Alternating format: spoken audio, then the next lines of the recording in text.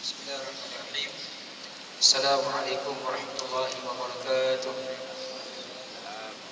Alhamdulillah, wassalatu wassalamu ala rasulillah wa ala alihi wa sahbihi wa tabi'ina ila yaumiddin.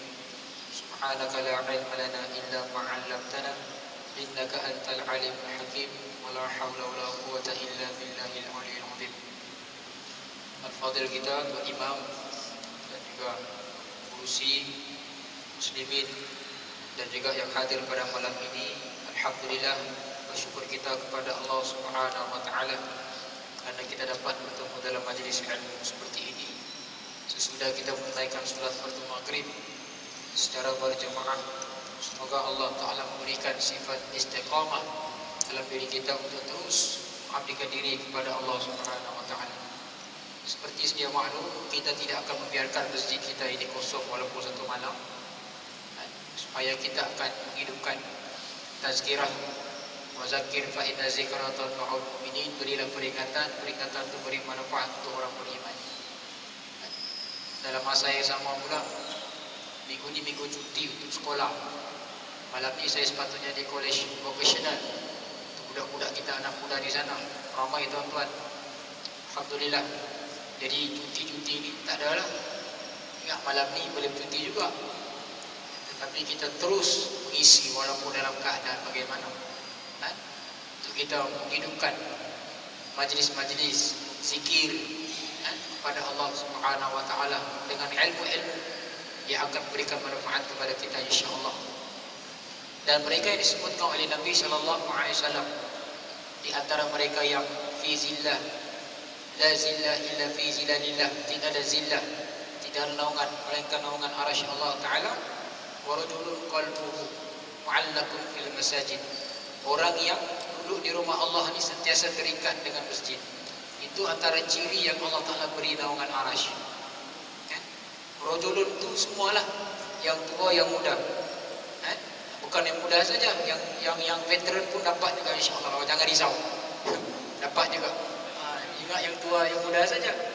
Yang tua pun dapat. Sebab rajul ini ya da'u merujuk kepada umum, semua dapat. Jangan risau. Dan orang yang di antara kaedah kita untuk sentiasa mu'allaqun, hati kita terikat dengan masjid ni apa dia tuan-tuan? Tidak sekadar kita sembahyang saja, tetapi kita duduk di rumah Allah sekejap dengan peringatan dari Allah Ta'ala. Supaya apa? Supaya hati kita tu berjinak dengan masjid. Saya kadang-kadang cukup cemburu lah orang-orang lama kita ni, duduk istiqamah di masjid. Aku tak tahu lagi tua nanti macam mana ni. Yang muda-muda ni tak tahu lagi. Yang tua-tua ni alhamdulillah. Bukan nak kata matilah, bukan lagi mati, tapi nak mengatakan ujung-ujung usianya itu Allah Ta'ala beri al-quwah, kekuatan memakmurkan rumah Allah. Yang kita muda-muda ni tak pasti lagi. Kan? Kita jangan sembang, ada apa aku muda insya-Allah istiqamah. Ya, tak lagi. Kena doa banyak-banyak lah. Ya mukallimal qulub sabit qalbi ala taati. Kata Nabi dalam hadis, wahai Tuhan yang membolak-balikkan hatiku, tetapkan aku dalam ketaatan. Tetapkan aku menjadi tetamba Allah Taala. Ada orang jarang pergi masjid, tapi gila sungguh pergi Baitullah. Gila sungguh dia. Balik rumah, balik Tawaf, balik Sabah, balik Malaysia, tak istiqamah pergi masjid. Tak boleh juga begitu. Biarlah kita di rumah Allah istiqamah, pergi pula Baitullah, tanah Haramain. Saya ingat urusan kita pun akan pergi insya-Allah panjang umur. Doa di Batu Rahmat, di Jabal Rahmat insya-Allah. Supaya panjang umur, dapat satu cawangan lagi, dua cawangan lagi insya-Allah. Untuk imam kau tu, golongan-golongan duduk depan istiqamah ni. Allah Taala bagi. Tapi itu bukan isunya tuan-tuan. Isunya ialah bagaimana kita istiqamah mengabdikan diri kepada Allah Subhanahu wa taala. Jadi malam ni kita sambung perbahasan ilmu kita berkaitan hadis. Malam ni sepatutnya sahabat saya lah Al-Fadil, qari kita Ustaz Isya, tetapi beliau tak dapat hadir dan kita teruskan insya-Allah. Minggu-minggu lepas ataupun kuliah minggu lepas ganti juga, dalam masa terdekat yang lepas ni kita membincangkan bagaimana Nabi sallallahu alaihi wasallam memberitahu tentang golongan iqamis solat, yang mendirikan solat. Iqamis solat itu, saya ulang sekali lagi, kata ulama, dengan mempunyai dua wasafat, dua ciri yang dikatakan iqamis solat. Yang pertama sekali, istiqamah menunaikan sembahyang. Istamarrah, al-istiqamah, mustaqim. Dia dalam turun yang istiqamah, dalam jalan yang istiqamah. Tidak dinamakan orang yang sembahyang hanya sekadar sembahyang satu waktu saja. Tak. Umpamanya fardu Jumat, itu jalan dia sembahyang setiap minggu. Tidak dikatakan iqamis shalah kata Nabi. Disyaratkan oleh ulama-ulama. Tidak dikatakan orang yang istiqamah ni hanya sembahyang tarawih saja.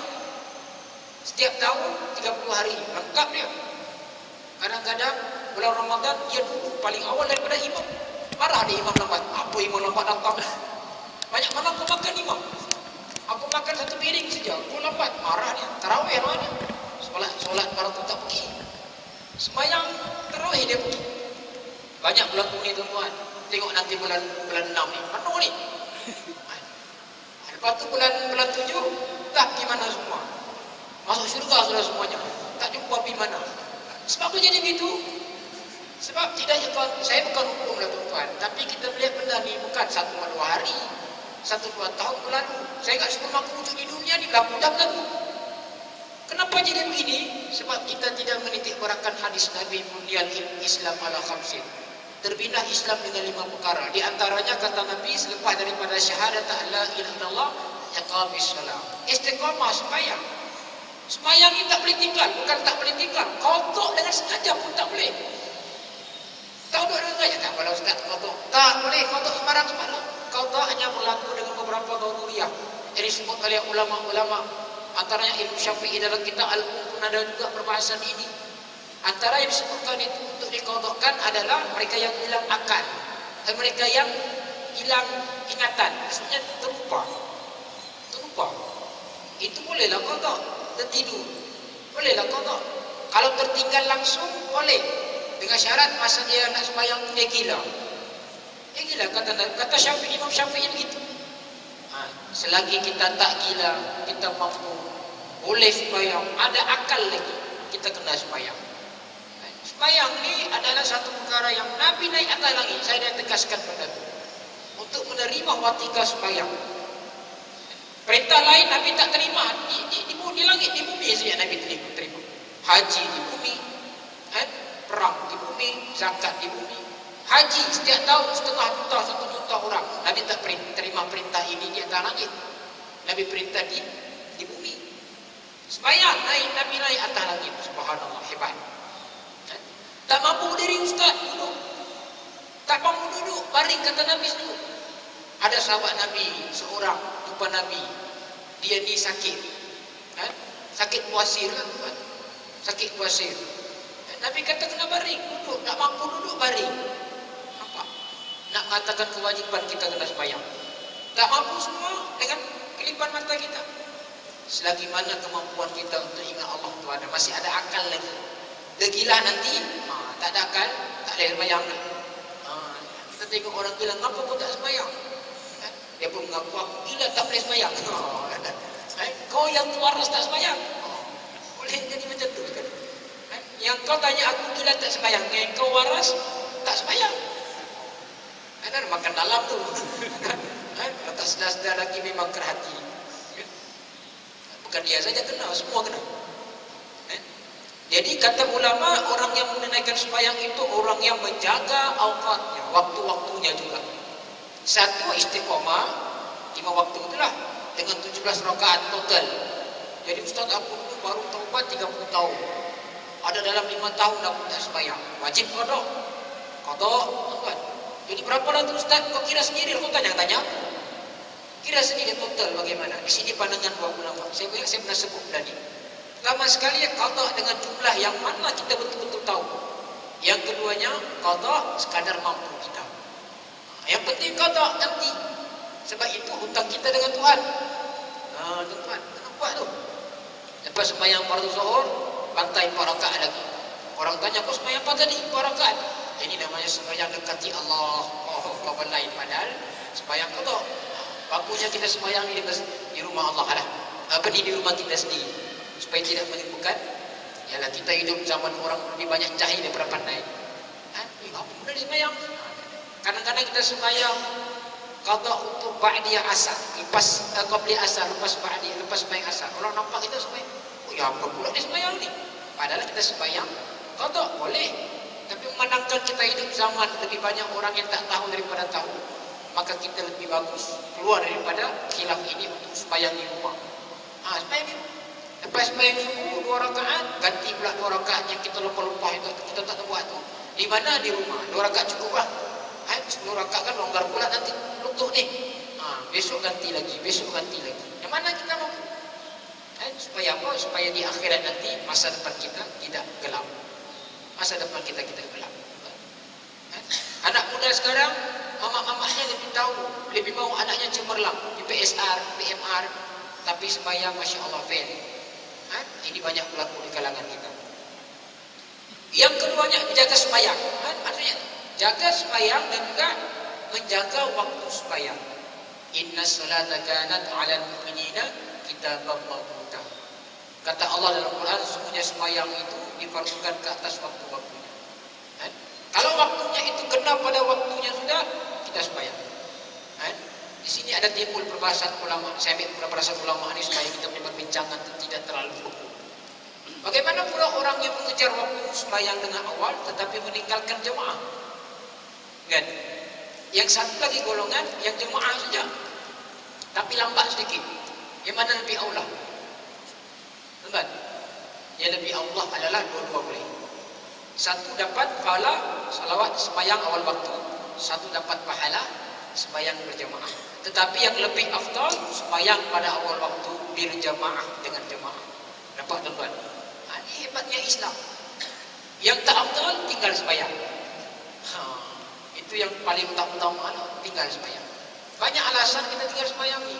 Tak boleh ustaz, tak boleh lewat nanti dan sebagainya, kan? Bukan masalah lewat. Itulah bukti kita hamba Allah Ta'ala.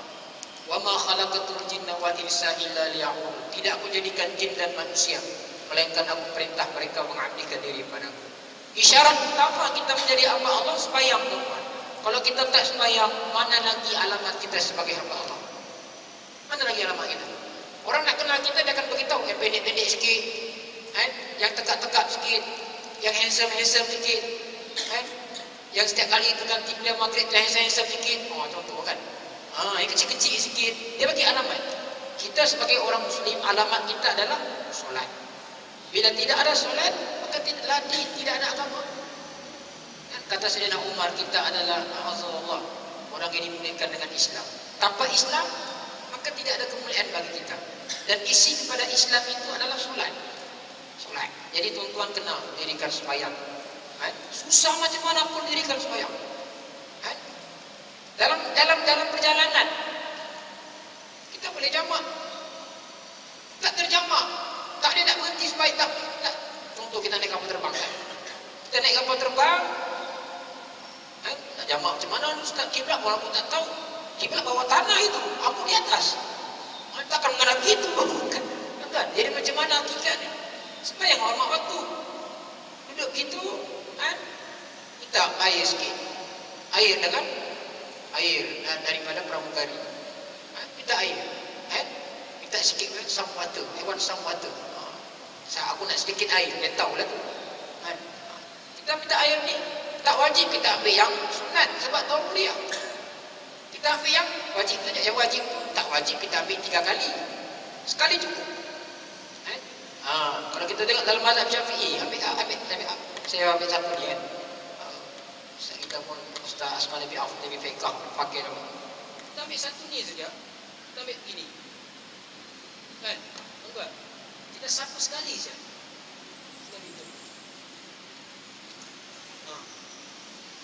Tanpa kita angkat tangan. Ingat kan? Sekali. Sembahyang. Untuk kaki pun begitu sekali. Ada orang kata tak boleh lah Ustaz, tak ada wuduk. Boleh, tak ada masalah. Sekali. 3 kali itu afdal, tapi kita naik atas kapal terbang. Kalau di rumah kita 3 tong tak apa. Kan? Di rumah kita 3 tong tak apa. Jangankan ambil wuduk, mandi wajib selesai. Kan? Tapi yang ni daruriyah. Sekali saja. Ambil wuduk ni tak syarat basah sampai melimpah, tapi rata. Ni penuh lagi ni. Banyak lagi air, boleh minum lagi. Minum dulu. Sebab Nabi kata Islam yusran. Islam itu adalah memudahkan. Kita sembahyang pun ada kemudahan. Dengan ni sekali saja selesai. Ni sekali selesai. Ni sekali selesai. Kaki kita buka sikit sekali selesai. Kalau orang sebelah kita tengok kita, kalau dia jenis yang ada ilmu sikit dia faham dah kita sembahyang. Kalau jenis yang tak pernah dengar kuliah dia katanya, "Oi, kau sembahyang apa ini?" Contohlah gitu. Aku sembahyang 5 waktu. Balik nanti baru qada sembahyang. Sebab kita daruriyah, maka dimaafkan pada masa itu. Ini nak sebutkan. Tidak ada alasan untuk kita tinggalkan sembahyang. Tak ada alasan. Melainkan kita mati selesai masalah. Kita disembahyangkan. Untuk buku dah. Jadi menjaga sembahyang dan juga menjaga waktu-waktu sembahyang. Waktu-waktu sembahyang ini saya ingat kita dah belajar dalam fiqh haji. Al-Imam Syafi'i. Mengarang kita Ustaz Mustafa Boga, Dr. Mustafa Al-Aqid dan juga beberapa orang ulama lagi. Disebutkan di situ bagaimana kita nak menentukan. Sekarang ni canggih dah, zaman Nabi tak ada. Tak ada jam-jam itu kan. Zaman Nabi tengok matahari, suruh Bilal naik sembahyang azan. Allahu Akbar, Allahu Akbar. Kita sekarang jam ada. Azan nak pulaknya. Azan pakai speaker. Speaker bukan speaker kecil tuan, ribu-ribu watt. Orang pula azan tu bukan Allahu Akbar, Allah menjerit sampai keluar dia. Jadi mana alasan kita untuk tinggalkan sembahyang? Tak ada alasan. Dalam kereta ada speaker lagi. Banyak Allah Ta'ala kata guru saya, umat akhir zaman ni Allah bagi banyak kemudahan untuk mendirikan agama. Tetapi bila mereka tidak memanfaatkan agama itu, maka mereka jadi golongan yang khasirun, orang yang sangat rugi sekali. Yang ketiganya, ciri orang yang menjaga sembahyang ni yang tamam, yang menyempurnakan sunnah-sunnahnya, tamam menyempurnakan adab-adabnya, tamam menyempurnakan hukum-hukumnya. Yang ini tugas kita, tak mau tidak kita kena merujuk kepada kitab-kitab fiqh ataupun hadis-hadis Nabi sallallahu alaihi wasallam. Kita banyak tekankan bagaimana kita nak sembahyang cara Nabi. Jangan kita ikut sembahyang cara kita. Takut kualiti sunnah tidak ada. Nabi kata, sembahyang kamu seperti mana engkau lihat aku sembahyang. Mana-mana kita melihat di tahun ini banyak lagi keadaan yang sembahyang itu pelik-pelik. Mesti kita, aku sembahyang juga Ustaz, memang dah aku sembahyang. Tapi kualiti tidak ada. Kualiti yang penting. Kalau kita nak bina satu kereta, dia mesti ada polisi. Dia mesti ada satu sebagai satu direction yang mana dia mesti ikut untuk kualiti KPI itu. Kalau tak ada kita ikut nanti kereta tu mungkin tak tahan lama. Elok-elok 9 tahun jadi 4,5 tahun. Sebab nak mengeluarkan satu kualiti kereta yang bergaya, yang cantik. Yang kita tengok sekarang yang agak familiar di Indonesia ni Toyota. Toyota zaman dulu sampai sekarang. Zaman Hilux yang lama tu sampai sekarang, yang warna hijau tu sampai sekarang. Lori yang warna hijau tu sampai sekarang. Saya ingat lagi saya kecil-kecil dulu. Main di rumah kawan, bapaknya pemandu lori, situlah kami main, Toyota. Sampai sekarang lori yang hebat-hebat. Dia bertahan, dia still bertahan, survive yang hebat. Sebab apa jadi gitu?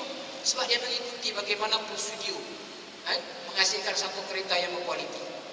Nampak tu? Begitu juga dengan solat. Solat tak berubah. Toyota pun tak berubah, sama. Bukan kita nak samakan Toyota tu dengan solat, nak bagi fikir, faham cepat, faham senang. Toyota tak ubah dia punya ni. Dia tak ubah jenamanya, sembahyang tak ubah jenama, sembahyang, itulah sembahyang. Tetapi yang perlunya adalah bagaimana isi sembahyang. Inilah Islam menekankan kita untuk merujuk kepada kitab-kitab ulama. Supaya sembahyang kita itu berkualiti. Bila sembahyang kita ikut sunnah, barulah sembahyang kita itu di titik berarti ditakrifkan sebagai kita orang yang muqimus shalah, yang mendirikan sembahyang. Rabbi ja'alni muqimus shalah wa min dzurriyyatina. Ini Quran yang Allah Ta'ala ajar kepada kita. Tuan baik amal doa ni lah. Ya Allah Tuanku, Rabbi ja'alni muqimus shalah. Ya Allah Tuanku, jadikanku orang yang mendirikan sembahyang wa min dzurriyyatina, dan juga zuriat-zuriat kami. Itulah zuriat-zuriat kami ini maksudnya anak-anak kita pun sembahyang. Doa ni Nabi Allah Ta'ala ajar kepada kita. Allah Ta'ala ajar kepada Nabi Ibrahim, kepada kita lah juga. Maknanya amalkan doa ni. Rabbi ja'alni muqimus shalah wa min dzurriyyatina. Wahai Tuhanku, jadikan aku orang yang mendirikan solat. Bagaimana orang yang mendirikan solat? Saya ingat kita ada bincang hari ini. 3 benda tadi. 1, jaga 5 waktu. Kemudian jaga waktu sembahyang. Tidak melingah-lingahkan sembahyang dengan sengaja. Tak boleh lingah-lingah sembahyang dengan sengaja. Kalau ada kaedah ataupun darurat tu kita boleh, bukanlah boleh, maksudnya di situ ada kemaafan. Maksudnya kita tugas 1,5 baru kita ni, kita beli, kita boleh boleh keluar untuk sembahyang baru boleh. Takut kita sembahyang di situ kan menimbulkan fitnah pula pada semua dan sebagainya. Di situ 1,5. Kalau 12,5 tak elok kita sembahyang dibenarkan oleh lagi afdal. Tapi polisi sekarang kita senyaman. Masa sekarang, timing pengurusan sekarang bukan dikonquer oleh golongan Islam. Tengok hari lah. Hari Sabah ni, cuti hari apa? Hari Ahad dengan Sabtu. Hari yang cuti afdalnya hari Jumaat. Sebab sana kita baca surah sajadah, suratul Insan, kita doa sujud sajadah. Kalau kita bantai hari Jumaat biasa tu memang lewat sikit lah. Takut tak terkejar kita, nak pergi kerja dan sebagainya. Tapi hari kita di pengurusan sekarang ni bukan dipelopori oleh orang yang Islam. Pengurusannya ini dikreat oleh orang yang tak Islam. Penjajah datang, dia ubah. Dulu Melaka cuti Jumaat Sabtu. Bila penjajah datang, cuti Sabtu Ahad. Nampak? Dia tukar. Jadi dia sengaja kan sebab dia supaya orang Islam sibuk dengan suasana itu. Betul. Jadi hak ni perlu juga dipikirkan. Wa aqimus shalah inna sholata tanha 'anil fahsya'i wal munkar. Kata Allah dalam surah Al-Ankabut ayat 45. Ini jaminan garanti dari Tuhan. Allah kata, dan dirikanlah solat, sesungguhnya solat itu mencegah daripada perbuatan fahsya dan munkar. Allah sendiri jamin dalam Quran. Jaminan Allah ni la tukhliful mi'ad. Allah Ta'ala tidak pernah memungkiri janji. Jadi bila kita istiqamah dengan Allah Ta'ala sebut tadi, dengan menjaga 3 perkara saya sebutkan tadi, kata Nabi iqamis solat tu, jaga waktu sembahyang, jaga sembahyang 5 waktu, kemudian jaga sunnahnya, maka inilah kita dapat nanti tanha 'anil fahsya'i wal munkar. Solat yang mencegah daripada perbuatan fahsya dan munkar. Mungkin hari ini kita sembahyang, mungkin esok tu tak hilang lagi lah. Dia perlu masa. Perlu masa untuk membersihkan diri kita. Bukan hari ini kita sembahyang 5 waktu, esok terus jadi, oh ya Allah aku nampak dah syurga. Belum lagi. Mungkin sikit-sikit Allah Ta'ala bagi kenikmatan. Yang penting kita istiqamah. Istiqamah pergi masjid, pergi rumah Allah, tidak lekang hati kita dengan masjid. Terutama anak-anak muda kita zaman sekarang ni, yang banyak dilalaikan dengan suasana-suasana yang boleh merosakkan semangat dia untuk pergi masjid. Ada yang pergi masjid lepas sembahyang maghrib, ciao, pulang. Tak dengar kuliah dan sebagainya. Jadi, ikatannya dengan masjid itu masih tak rapat lagi. Seorang sahabat Nabi namanya Abu Hurairah radhiyallahu anhu. Seorang sahabat Nabi yang hatinya sentiasa terikat dengan masjid. Masjid sunnah, masjid sunnah. Baca Quran, itu Abu Hurairah. Ikut Nabi pergi mana? Hafal hadis, balik di masjid. Balik di masjid, ajar orang. Itulah kerjanya Abu Hurairah. Sebab tu Abu Hurairah ni antara nama yang masyhur dalam bidang hadis. Antara sahabat Nabi yang rajin meriwayatkan hadis Nabi SAW. Sebab apa? Sebab di antara sahabat Nabi yang duduk di masjid, golongan as-suffah yang sentiasa mengajar. Jadi kuliah-kuliah ni bukan zaman kita lagi, zaman Nabi dah. Cuma zaman Nabi itu lainlah keadaannya zaman kita. Zaman Nabi tak ada speaker, tak ada kipas angin macam kita ni. Tak ada musik besar begini, tak ada lampu berlian gitu. Sekali jatuh tu, oi, pening kepala mau ganti. Nampak? Besar, cantik. Allah Ta'ala bagi kemudahan yang cukup hebat zaman kita ni. Malah dengar kuliah, boleh rakam, nyandar di masjid, tidur. Malas aku dengar. Tak ada buat, gaduh dengan isteri ke. Gaji tak masuk lagi tengah bulan ni. Kering kontang semua. Malah dengar. Kemudian balik rumah, baru dengar kuliah, pergi masjid, dengar kuliah. Oh, sekarang canggih tuan. Tak ada alasan untuk kita jahil. Tak ada alasan. Budak-budak zaman kita ni, kadang-kadang hebat daripada kita lagi. Saya kadang-kadang function and sync, saya tak tahu sangat. 4G lah, 3G lah, 3G aku tahu lagi. 4G, sampai 6G, apa benda semua ni. Kita boleh tengok ceramah-ceramah dalam Ustaz Azhar ke, dan sebagainya. Ustaz Azhar ni saya pernah pergi kuliah di Masjid Salahuddin. InsyaAllah. Sekali pergi 30,000 hadir. InsyaAllah. Balik rumah tu jam ni lidah ni. Jam. mulut dia jam, ketawa saja kita. Memang dia hebat bagi kuliah. Tonton tahu tak sejarahnya dia bagi kuliah macam mana? Dia pernah bagi kuliah di masjid, apa ni di rumah-rumahnya tu tak ada orang tempat. Dia panggil game seorang. Lama-lama tu, hebat ustaz dia bagi kuliah di masjid. Pergi masjid tak ramai datang. Jadi dia ubah pendekatan kuliah. Ubah pendekatan, tengok zaman sekarang. Saya dan kawan-kawan pernah try book dia pergi Sabah. Saya ingat dalam masa saya belajar lagi kita ada satu organisasi untuk kita nak panggil pergi Sabah. Kita bawa ni buat di masjid, buat di di Padang. Masjid tak muat tuan-tuan. Tak muat kita pergi masjid di Padang stadium. Tapi tak dapat. Satu alasannya bukan alasannya memang diterima pakaian. 2 tahun 3 tahun akan datang memang full sudah kuliah. Kawan saya aku rapat dengan dia di Terengganu. Saya pernah pergi surau yang dia pernah bagi kuliah di situ. Kecil ya surau. Surau Pak Tuyu namanya, nama pun pelik. Surau Pak Tuyu. Di ladang sekali, di ladang. Di ladang pergi sana insya-Allah kecil tak tahu. Lama-lama dia bina. Inilah ulama-ulama yang kita kena ikut, yang kita kena pelihara. Kalau Allah matikan ada orang-orang macam ni, 3 orang telingong-telingong. Dia bagi fatwa sesat dan sebagainya. Nabi sebut dalam hadis. Jadi orang-orang yang masih hidup itu Tuhan yang menyuruh kepada mengabdi diri pada Allah ini. Jadi kita kena manfaatkan banyak-banyak. Dan kata ulama, solat ini adalah syiar.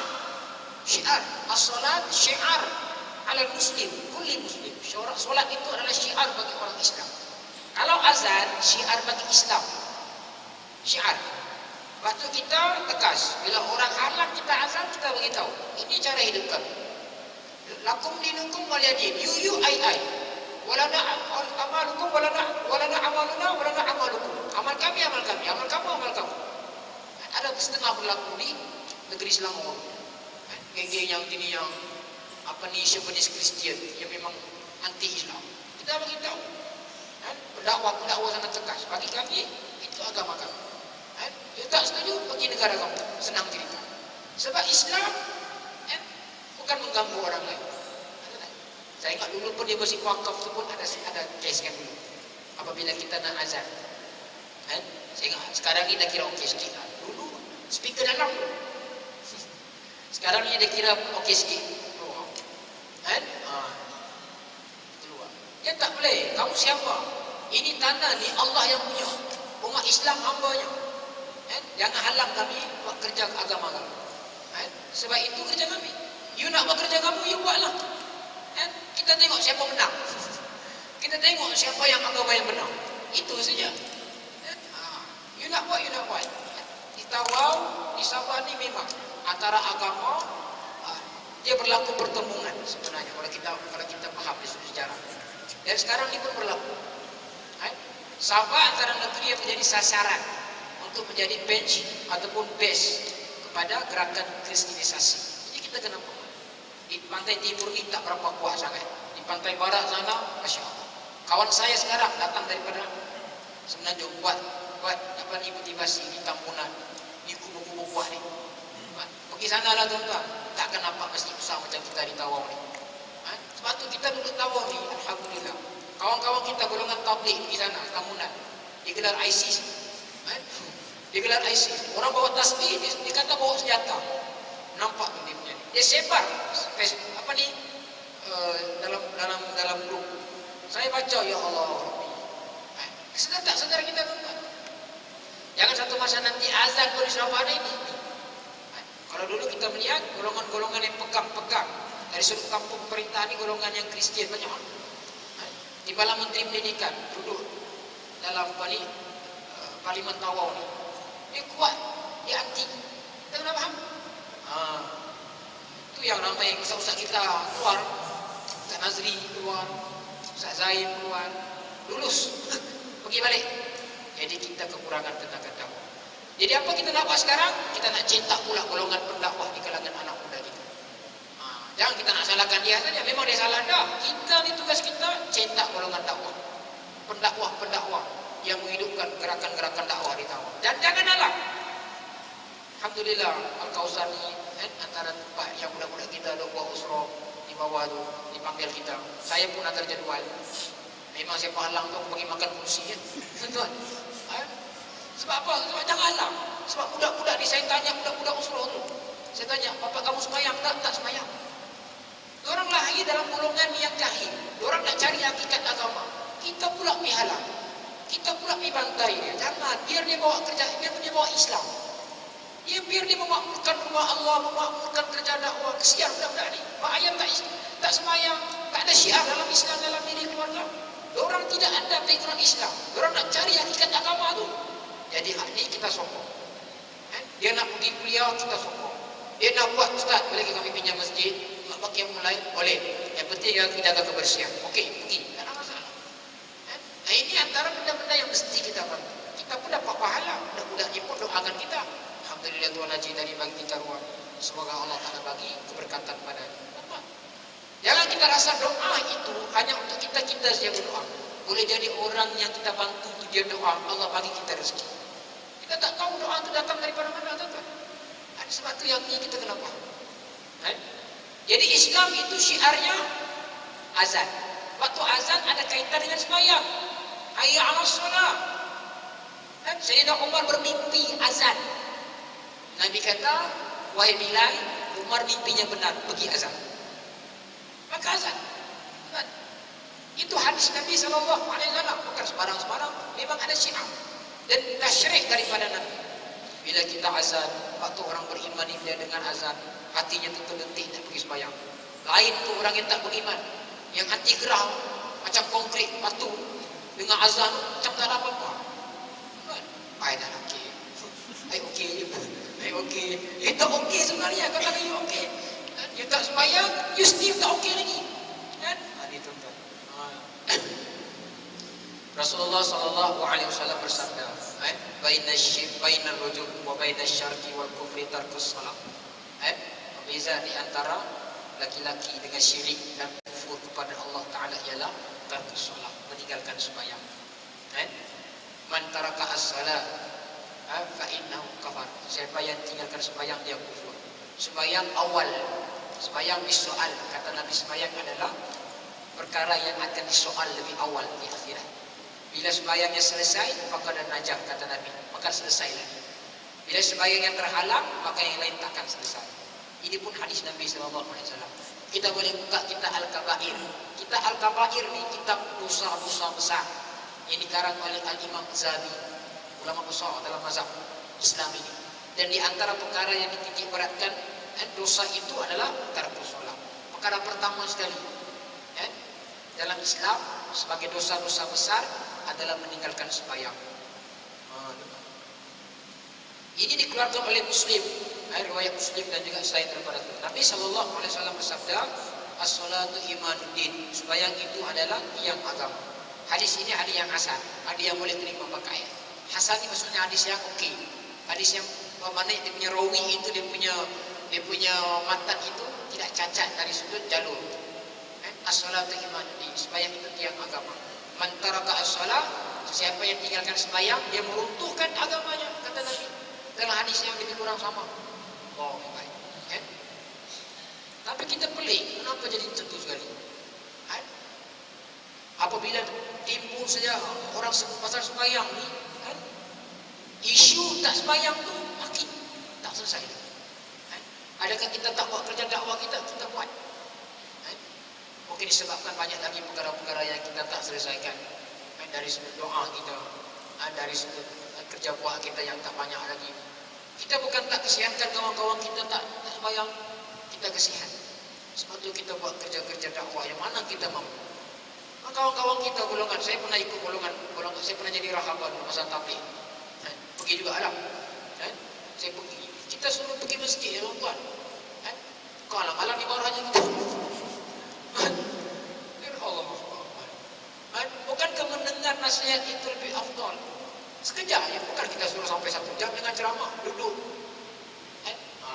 Walaupun kadang-kadang keadaannya itu mungkin agak tidak sesuai lah, tengah mencampur kan, contoh lah, memang satu tengah mencampur, kita ikut macam tak sesuai, kita jadi rahabani, ya kita ikut aja lah. Kata Amir Sob, di sini. Kita pergi sini. Masa kecil-kecil dulu sekolah rendah dulu, darjah 6, tingkatan 1. Tidak dengan masjid yang 1. Kau nak tengok ke aku ni tengah mencampur? Aku campur kepala aku nanti.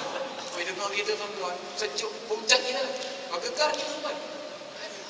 Ya, jadi kawan tu pun okey, tak maaf cik. Bukankah adakah salah kalau kita bagi ruang sekejap? Ya ada apa nak?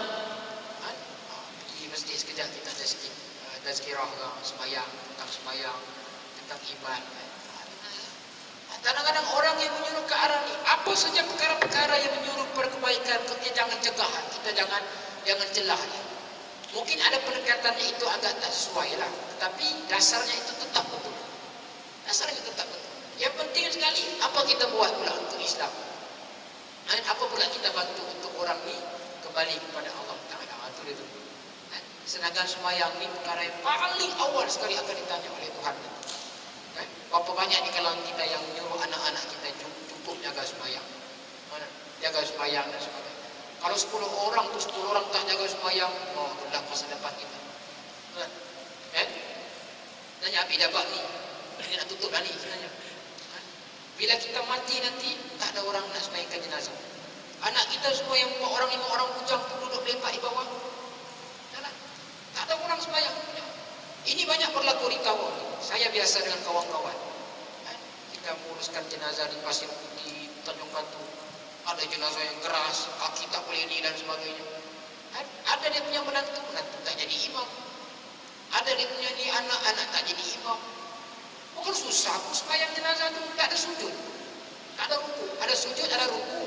Oh itu tak jadi tu. Senang, 4 takbir, selesai. Jadi afdalnya saya kadang-kadang orang sudah jadi imam, saya kata saya tak mau. Mana anak? Anak pergi sana belakang jauh-jauh pergi sana. Afdal anak ada jadi imam. Dia tak jadi imam tu sebab jadi begitu. Satu, dia tak tahu sembahyang. Yang keduanya dia tak jaga sembahyang. Bila anak mamaknya mati, bapaknya mati, dia tak boleh buat apa sumbangan terakhir untuk mamaknya anaknya. Ini kita kena fikir tuan-tuan. Padahal anaknya tu engineer. Gaji 44 sebulan 15,000 gaji, tapi tak boleh bagi manfaat untuk mamanya, untuk anaknya. Turun pula di yang lahat, tak mau pula turun, suruh kita turun. Iulah turun, you punya bapa. Kami bukan bapaknya, kami bukan warisnya. Kamulah turun uruskan, ya Allah. Mama kamu ini, bapak kamu mati ni. Dia boleh duduk selama begitu. Memang dah sedih, tapi bagi sumbangan. Kalau yang urus angkat-angkat tu, orang lain boleh angkat. You angkat, you turun, angkat. Doa dia. Waktu kita putar batu tu, itu disebut dalam sunnah, letak ni. Zikir pada Allah, ya Allah. Bebaskan bapakku, mamaku daripada api neraka ni. Berapa banyak anak-anak muda kita yang mati, mak bapaknya begini dewan. Yang kawan-kawannya datang sampai 10 lori tu, tak boleh buat apa tu. Kasih bisik kuburan adalah. Sungguh, saya pernah ikut sekali. Masa tu saya ingat lagi hari raya, timing hari raya, tinggal seorang. Kita pergi urus. Dia boleh duduk melepak di itu time orang urus kuburan. Ya Allah. Padahal Nabi kata fa'innahu. Situlah adalah ibrah. Bila kamu, memang awalnya Nabi larang kita pergi. Lepas daripada itu Nabi suruh kita pergi kuburan sebab di sana ada ibrah. Woi, pergi sana macam pergi bakwel. Makan gado-gado, makan bakso.